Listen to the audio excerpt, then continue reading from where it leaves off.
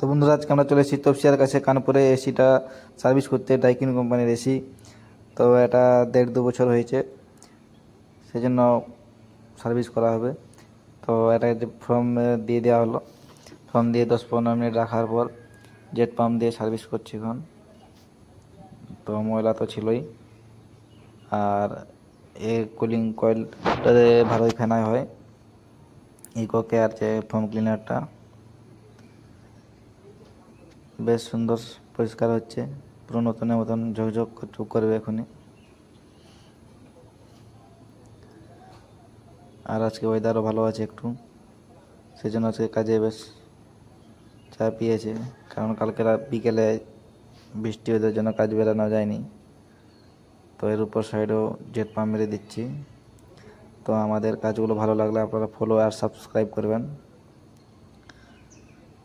তো পরিষ্কার করার পর দেখুন পুরো নতুনের মতন চকচক করছে, একটাও কোথাও ময়লা নেই।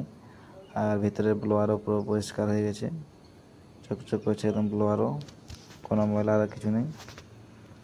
আউটডোরটা দেখাতে পারলাম না, ওখানে পজিশনটা খারাপ, আউটডোরও সার্ভিস করা হয়েছে। ধন্যবাদ, থ্যাংক ইউ।